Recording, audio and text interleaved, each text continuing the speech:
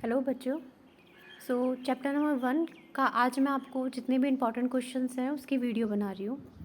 तो आप लोग देख सकते हैं हमारा जो टॉपिक स्टार्ट, हमारा चैप्टर का नेम है रियल नंबर। उसके लिए मैंने आपको पहले ही समझाया था कि नंबर्स हमारे किस तरीके से कैटेगरीज में डिवाइड होते हैं। कि सबसे पहले क्या आया, सबसे पहले नेचुरल नंबर आए, उसके बाद प्राकृत संख्या आए, मतलब नेचुरल नंबर मीन्स प्राकृत संख्या है। प्राकृत संख्याएं वो संख्याएं होती हैं जिन्हें हम काउंटिंग के लिए यूज़ करते हैं। जैसे जब सबसे पहले हम बच्चों को सिखाते हैं तो क्या बोलते हैं कि बच्चों एक एक टॉफ़ी लाओ, 2 टॉफ़ी लाओ। कभी भी हम ये नहीं बोलते कि -1 टॉफ़ी लाओ, ठीक है, -1 या -2। तो ऐसे नंबर्स जो हम काउंटिंग के लिए यूज़ करते हैं, दीज आर नेचुरल नंबर, प्राकृत संख्याएँ। इसी तरीके से जब हमने बाद में देखा कि बच्चों से अगर हमने 5 टॉफ़ी पहले लाने के लिए कहा और उसने 5 की 5 खा ली, तो हम कैसे पूछेंगे कि कितनी टॉफ़ी तुम्हारे पास बची। तो अब तो उसके पास कोई टॉफ़ी बची ही नहीं। अब बच्चा ये बात कैसे बताएगा कि मेरे पास तो कोई टॉफ़ी नहीं बची। उसके लिए हम यूज़ करते हैं ज़ीरो। तो हम अगर ज़ीरो को नेचुरल नंबर प्राकृत संख्याओं के साथ मिला दें तो हम उन्हें बोलते हैं होल नंबर्स। इसी तरीके से जब हमने बाद में देखा कि अगर हमारे पास 5 टॉफ़ी हैं और 5 में से 5 टॉफ़ी उसने खा ली, पर अब उसने दूसरे से 1 टॉफ़ी और उधार ले ली, तो अब उसे वापस तो करनी है। तो जब उधारी वाला हिस्सा आता है, मतलब उसके वो और माइनस में चला गया, नीचे चला गया, तो उसके लिए हमें फिर नेगेटिव नंबर्स की ज़रूरत पड़ी, जिसको हम बोलते हैं, जैसे हम बोलते हैं धनात्मक पूर्णांक और ऋणात्मक पूर्णांक, negative integers and positive integers. तो इसी तरीके से हमारे नंबर्स डिवाइड होते चले गए। सबसे पहले integers, natural number, then whole number, integer में भी पॉजिटिव इंटीजर है, negative integer, then real number. Real number के अंदर हमारे रैशनल एंड इरेशनल दोनों तरीके के नंबर आते हैं। अब बात आती है रैशनल नंबर कैसे नंबर होते हैं और इरेशनल नंबर कैसे नंबर होते हैं। तो बच्चों, रैशनल और इरेशनल की परिभाषा को याद करने के लिए आपको एक चीज़ याद करनी पड़ेगी कि रैशनल नंबर हमारे वो संख्याएं होती हैं जिसे हम किस तरीके से लिख सकें। देखिए, अभी मैं आपको बताती हूँ, लिख कर दिखाती हूँ। अगर कोई भी नंबर हम इस फॉर्म में लिख सकते हैं, P/Q। किस फॉर्म में? P/Q की फॉर्म में, जहाँ P और Q क्या है? दीज आर नेचुरल नंबर्स और इंटीजर्स। अगर हमारे कोई भी नंबर P/Q की फॉर्म में हम लिख सकते हैं, बट कंडीशन क्या है? That Q should not be equal to zero. Q कभी भी ज़ीरो नहीं होना चाहिए। अगर ये कंडीशन हमारे पास है तो हम क्या कहेंगे कि वो नंबर रैशनल नंबर है। बट अगर इस फॉर्म में हम नंबर को नहीं लिख पा रहे हैं तो हम बोलेंगे कि वो नंबर है इरेशनल नंबर। इरेशनल नंबर के कुछ एग्जाम्पल हैं, लाइक √2, √3। और मैंने कोई और एक और तरीके से हम इरेशनल नंबर्स को लिख सकते हैं, वो मैं आपको यहाँ लिख के दिखाती हूँ। जैसे मैंने एक नंबर लिखा 3.1414142637 और ये आगे चलता जा रहा है, अभी ये ख़त्म नहीं हुआ।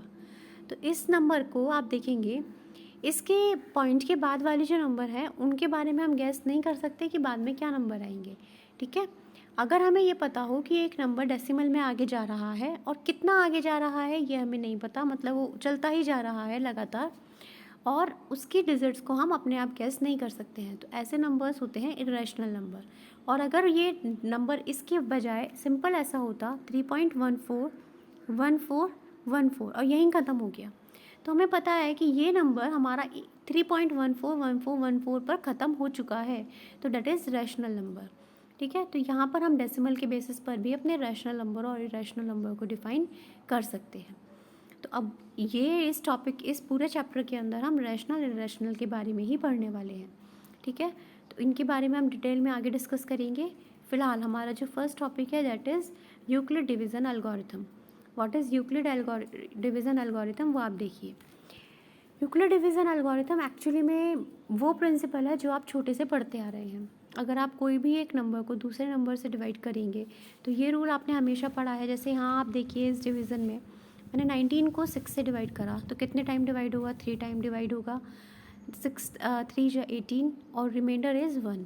तो ये जो एल्गोरिथम है यही हमारा क्या है? Euclid division algorithm. कैसे? इसके हिसाब से अगर मैं देखूँ तो 6 से मैंने 19 को डिवाइड किया, ठीक है।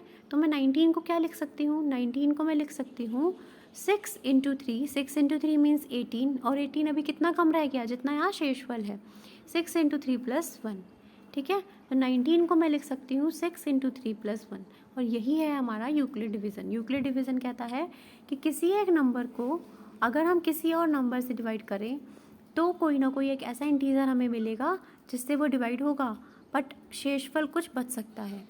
आया समझ में क्या है कि कोई ना कोई एक ऐसा हमें कोई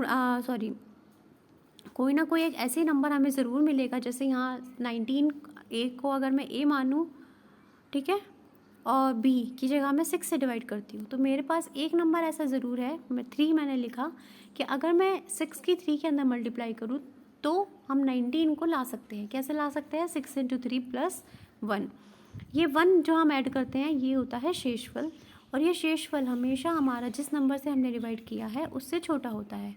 तो ये जो हमारा r है, r के लिए कंडीशन है कि r हमारा 0 से लेकर उस नंबर से एक छोटे तक चलेगा, ठीक है। आप कोई भी एग्जांपल लेके डिवाइड करके देख सकते हैं। तो ये है हमारा यूक्लिड डिवीज़न, ये आपको लर्न करना है, इसके बेसिस पर काफ़ी सारे क्वेश्चंस हमारे यहाँ पर हैं, ठीक है। तो देखिए मैं आगे के क्वेश्चन समझाती हूँ।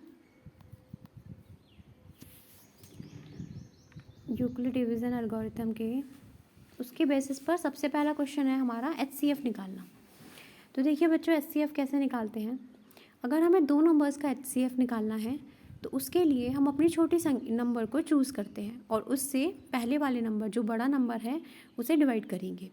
जैसे यहाँ मैंने एक एग्जांपल लिया है कि डिवाइड 455 विद 42, ठीक है। क्योंकि HCF निकालना है मुझे इन दोनों नंबर का, तो मैंने छोटे नंबर को चूज़ किया जो है 42 से मैंने 455 को डिवाइड किया, तो कितने टाइम डिवाइड होगा? 10 टाइम। रिमाइंडर क्या बचेगा? 35। यहाँ दिख रहा है आपको ये 35 रिमाइंडर होगा। तो अब हमारे कंडीशन क्या कहती है, हम इसे यूक्लिड डिवीज़न में लिखेंगे।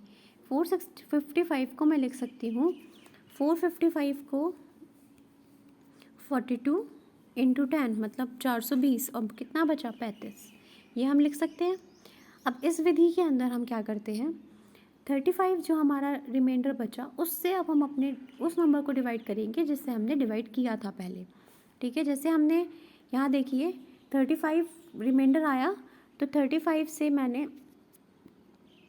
यहाँ देखिए 35 से मैंने अब किसे डिवाइड किया? 42 को डिवाइड करेंगे तो रिमाइंडर आएगा फिर से 7।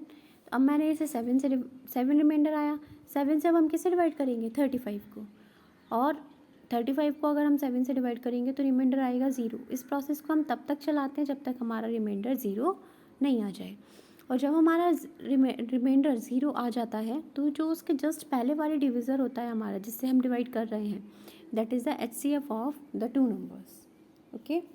और इसे हमें हर स्टेप में जैसे जैसे हम यहाँ डिवाइड करते जाएंगे उतने ही स्टेप में हम यूक्लिड डिवीज़न इसका एल्गोरिथम के रूप में हम यहाँ लिखेंगे। जैसे मैंने फर्स्ट स्टेप में यहाँ डिवाइड किया 42 से 455 को, तो रिमाइंडर आया 35, तो मैंने इसे लिखा 455 is equal to 42 into 10 plus 35। Again मैंने 35 से 42 को डिवाइड किया, तो यहाँ मैंने उसके लिए भी यूक्लिड डिवीज़न एल्गोरिथम की स्टेप लगाई जिसके अंदर रिमाइंडर है 7। फिर मैंने 7 से 35 को डिवाइड किया, उसके लिए भी यूक्लिड डिवीज़न एल्गोरिथम लगाया जिसके लिए रिमाइंडर है 0। क्योंकि अब रिमाइंडर 0 आ चुका है तो इसका मतलब 455 एंड 42 का HCF कितना है? 7। इसी प्रोसेस को अगर आप लगाएंगे तो आपके जितने भी क्वेश्चन इस चैप्टर में हैं वो आप आराम से कर सकते हैं, okay. So moving to the next topic. इसके अंदर हमारा नेक्स्ट टॉपिक है, अगर आप देखेंगे क्वेश्चन नंबर 2, दर्शाइए कि कोई भी धनात्मक विषम पूर्णांक 6q + 1 या 6q + 3 या 6q + 5 के रूप का होता है जहाँ q कोई पूर्णांक है। अगर कोई भी नंबर हमारे पास ऐसा है जिसके अंदर हमें ये प्रूव करना है कि आप बताइए कि हम सारे धनात्मक विषम संख्याओं को कैसे लिख सकते हैं या सम संख्याओं को कैसे लिख सकते हैं, तो उसके लिए सबसे पहले आपको ये इस बात का ध्यान रखना है कि हमें क्या दे रखा है, क्या सिद्ध करना है। देखिए जैसे हमारे यहाँ पर संख्या दी है 6q + 1 या 6q + 3, 6q + 5, तो यूक्लिड डिवीज़न एल्गोरिथम अगर आप देखें तो वो कहता है bq + r। इसका मतलब r है रिमाइंडर और b है वो संख्या जिससे हम डिवाइड कर रहे हैं। तो आप अपनी संख्या जो यहाँ पे लिखी है उसके हिसाब से अपना यूक्लिड डिवीज़न एल्गोरिथम लगाइए। हमारा एल्गोरिथम कहता है a इज़ इक्वल टू, अगर हम b की जगह 6 लें तो 6q प्लस r, और r क्या क्या हो सकते हैं 6 के हिसाब से? r हो सकते हैं 0, 1, 2, 3, 4 एंड 5। इन संख्याओं को लेकर अगर मैं यूक्लिड डिवीज़न एल्गोरिथम लगाती हूँ तो हमारे पास ये 5 केस आते हैं, 6 केस आते हैं। अब इन 6 केस में आप ये देखिए कि क्या ये हमारा जब विषम होगा, कब कब हो सकता है विषम, कब होगी कोई संख्या? जब वो 2 से डिवाइड ना हो। तो आप ये देखिए इन 6 के 6 में r को अलग अलग रखने के बाद कि कौन सी संख्या ऐसी है जो 2 से डिवाइड नहीं होगी। फर्स्ट हमने लिया a is equal to 6q plus 0, इसमें 0 हटा देंगे तो a is equal to 6q, और इसको मैं क्या लिख सकती हूँ 2 इंटू 3q, इसका मतलब ये 2 से डिवाइड हो रहा है। ये सेकेंड वाला +1 डिवाइड नहीं होगा क्योंकि इसमें 2 कॉमन नहीं आ रहा है। थर्ड 6q प्लस 2, इसके अंदर 2 कॉमन आ रहा है, इट मीन्स ये डिवाइड हो जाएगा 2 से, तो ये सम संख्या हो गई। 6q प्लस 3 में 2 कॉमन नहीं आ रहा है, इट मीन्स ये सम संख्या नहीं है। इसी प्रकार आप आगे का देखिए, तो हम लास्ट में देखेंगे तो क्या क्या बचता है। जहाँ पर 2 कॉमन नहीं आया वो संख्याएं हैं a is equal to 6q plus 1, a is equal to 6q plus 3 and a is equal to 6q plus 5। इसका मतलब जितनी भी धनात्मक विषम संख्याएं हैं उन्हें हम कैसे लिख सकते हैं, a is equal to 6q plus 1, 6q plus 3 and 6q plus 5 इस रूप में लिख सकते हैं। तो इन क्वेश्चंस की ट्रिक ये होती है बच्चों कि जब भी हमारे पास कोई क्वेश्चन आए आप उसमें ये देखिए कि ये b की वैल्यू हमें क्या लेनी है। अगर मान के चलिए हमारे पास कोई क्वेश्चन आए जिसके अंदर 3q प्लस वाला कुछ फॉर्म दे रखी है, इसका मतलब आपको अपना b लेना है 3। अगर आप b को 3 लेंगे तो अब आपको ये ध्यान रखना है कि अगर b 3 है तो r कितना होगा, r हमारा होगा 0, 1 एंड 2। तो अपने 3 केस बना लीजिए कि a is equal to 3q plus 0, a is equal to 3q plus 1 and a is equal to 3q plus 2। अब आपको सम पूछा है सम पूछिए, विषम पूछा है विषम बताइए। अगर आपको उसका वर्ग बोला है तो वर्ग करके देखिए, अगर उसका घन बोला है तो घन करके देखिए। मतलब आपसे जो चीज़ पूछी जाएगी आप उस हिसाब से इस क्वेश्चन को कर सकते हैं। तो ये है हमारे फर्स्ट एक्सरसाइज। इसमें अभी हमारे 2 क्वेश्चन और बचते हैं, उसके लिए बच्चों आपको वेट करना पड़ेगा। मैं 1 मिनट एक PDF खोलती हूँ, फिर मैं आपको इसे समझाती हूँ। इतने आप इसे नोट डाउन कर सकते हैं। ओके, सो देखिए एग्जाम्पल नंबर 4 जो हमारे रिमेनिंग क्वेश्चन है उसमें एक example number 4 and question number 3 of this exercise. तो इसमें देखिए एग्जाम्पल नंबर 4, एक मिठाई विक्रेता के पास 420 काजू की बर्फ़ियाँ और 130 बादाम की बर्फ़ियाँ हैं। हमसे बोला है 2 अलग अलग टाइप की किसी एक विक्रेता के पास बर्फ़ियाँ हैं, उसमें से एक प्रकार की जो बर्फ़ी है वो 420 है और दूसरे प्रकार की 130 है। वह इनकी ऐसी ढेरियाँ बनाना चाहती है कि प्रत्येक ढेरी में बर्फ़ियों की संख्या समान रहे और तथा ये ढेरियाँ बर्फ़ी की परात में न्यूनतम स्थान घेरे। इस काम के लिए प्रत्येक ढेरी में कितनी बर्फ़ियाँ रखी जाएंगी। तो देखो बच्चों ये तो क्वेश्चन पढ़ के ही समझ में आ रहा है कि हमें इस क्वेश्चन के अंदर क्या निकालना है, इन दोनों संख्याओं का HCF। अब HCF निकालने के लिए हमारे पास क्या तरीका है, मैंने अभी आपको बताया था। हमारा तरीका है कि हम छोटी संख्या से बड़ी संख्या को डिवाइड करेंगे, जो शेषफल आएगा उस शेषफल से वापस डिवीज़र को डिवाइड करेंगे, और ये प्रोसेस हम तब तक करेंगे जब तक हमारे पास शेषफल 0 ना आ जाए। तो अगर हम 4, 20 और 130 का HCF निकालते हैं वही हमारी होगी कि कितनी बर्फ़ी रखी जा सकती है एक ढेरी में। ठीक है, बिल्कुल इसी प्रकार क्वेश्चन नंबर 3 है एक्सरसाइज का, जिसके अंदर बोला है किसी परेड में 616 सदस्यों वाली एक सेना की टुकड़ी को 32 सदस्यों वाले एक आर्मी बैंड के पीछे मार्च करना है। दोनों समूहों को समान संख्या वाले स्तंभों में मार्च करना है। तो बताइए अधिकतम संख्या क्या होगी जिसमें वे मार्च कर सके। उसके लिए भी हम क्या करेंगे, इन दोनों संख्याओं का HCF निकालेंगे। Okay, question number 4 and 5 doubt में बच्चों ने पूछा है। तो क्वेश्चन नंबर 4 एंड 5 में देखिए क्या बोला है। अभी मैंने समझाया था 4 तो कि यूक्लिड विभाजन प्रेमिका का प्रयोग करते हुए, मतलब यूक्लिड डिवीज़न एल्गोरिथम का प्रयोग करते हुए दर्शाइए कि किसी धनात्मक पूर्णांक का वर्ग किसी पूर्णांक m के लिए 3m या 3m + 1 के रूप का होता है। तो यहाँ पर हमारे पास मैंने बोला था कंपैरिजन करिए, ये 3 वाला बिल्कुल सेम आ रहा है। 3 क्यू प्लस 0, 3q+1, 3q+2 के रूप में लिखिए। अब इन्होंने बोला है हमसे वर्ग, तो ए स्क्वायर निकालिए, इसका भी स्क्वायर हो जाएगा, ए स्क्वायर इसका भी निकालिए और ए स्क्वायर इसका भी निकालिए, और फिर आप देखिए कि क्या संख्याएं आती हैं। अगर आप जब सॉल्व करेंगे तो आपको अपना आंसर अपने आप मिल जाएगा। इसी प्रकार क्वेश्चन नंबर 5, वैसे मैंने इसका पिक्चर सेंड कर दी थी आप लोगों को सॉल्यूशन की, क्वेश्चन नंबर 5 की। और क्वेश्चन नंबर 5 के अंदर जो संख्या है वो है 9m, 9m+1, 9m+8। इसका मतलब बी हमारा होगा 9 और आर हमारे 0, 1, 2, 3, 4, 5, 6, 7, 8 ये सारी संख्याएं होंगी। अब इस क्वेश्चन में अगर बोर्ड में ये क्वेश्चन आ जाए तो बच्चे कहेंगे कि भाई हम क्या इतनी सारी संख्याओं का घन निकालेंगे? तो नहीं, आप 1 या 2 नंबर का निकालिए और बाकी लिख लीजिए। इसी प्रकार हम कर सकते हैं और आप उसको सॉल्व कर बस इतना लिखकर आप आंसर अपना डिक्लेयर कर दीजिए। इन सब क्वेश्चंस में बच्चों इतना ध्यान रखना कि आंसर डिक्लेरेशन के नंबर होते हैं। तो आपने जो क्वेश्चन सॉल्व किया है, जो भी आंसर आप निकालते हैं, आपको उसे डिक्लेयर ज़रूर करना है।